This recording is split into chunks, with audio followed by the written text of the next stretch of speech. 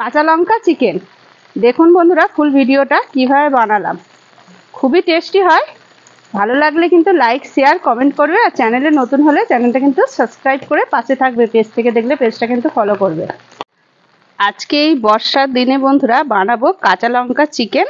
রুটির সাথে পরোটার সাথে সবই থেকেই কিন্তু খুবই ভালো লাগবে। কষা কষা করে খুবই সুন্দর। দেখুন কিভাবে বানায় ভিডিওটা। নমস্কার বন্ধুরা, রূপা রান্নাঘর উইথ ভিলেজ ফুডের তরফে আপনাদের সকলকে রইল অনেক অনেক স্বাগত।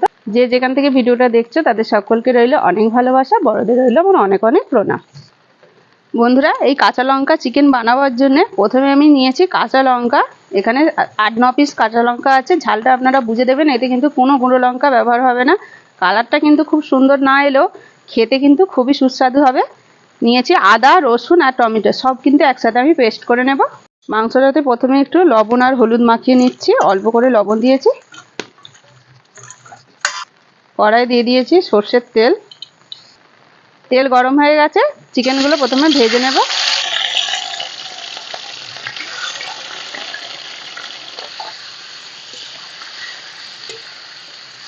চিকেনটা হালকা করে ভাজা হয়ে গেছে। আর এইভাবে কিন্তু চিকেন ভেজে নিলে অনেকে মাংসের গন্ধ কিন্তু সহ্য করতে পারে না, তাদের জন্য কিন্তু খুব ভালো। আস্তে চিকেনের যে গন্ধটা সেটা কিন্তু এইভাবে ভেজে নিলে অবশ্যই কেটে যাবে। এই তেলে দিয়ে দিচ্ছি তেজপাতা আর গোটা গরম মশলা। দিয়ে দিচ্ছি পেঁয়াজ কুচি। পেঁয়াজগুলো একটু ভাজা হয়ে গেছে। দিয়ে দিচ্ছি বেটে রাখা মশলা, হলুদের গুঁড়ো,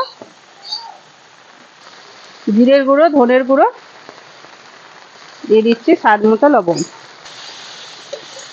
মশলাটা ভালোভাবে কষিয়ে নিয়েছে। এবারে দিয়ে দিচ্ছি ভেজে রাখা চিকেন। চিকেন দিয়ে এবার একটু কষিয়ে কষিয়ে রান্নাটা করব। আর এর মধ্যে অ্যাড করছি আমি চিকেন মশলা। দেখুন বন্ধুরা এই চিকেনটা কিন্তু কালারটা খুব সুন্দর আসবে না, কিন্তু স্বাদ কিন্তু খুব সুন্দর।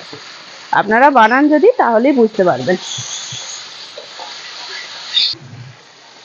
চিকেনটা কিন্তু খুব সুন্দর করে কষা হয়ে গেছে। এবারে দিয়ে দিচ্ছি জল। খুব বেশি জল দেব না, খালি চিকেনটা সিদ্ধ হওয়ার মতোই জলটা দেব, কারণ কষা কষাই বানাবো। সব রেডি হয়ে গেছে চিকেন। সামান্য একটুখানি গ্রেভি রেখেছি, খুব হালকা। এবার আমি তুলে নিই।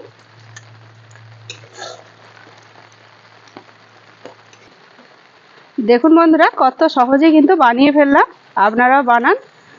আজকের মতো ভিডিওটা কিন্তু এখানেই শেষ করছি। আবার অন্য কোনো দিন নতুন একটা ভিডিও নিয়ে হাজির হব আপনাদের কাছে। ততক্ষণের জন্য টাটা, নমস্কার।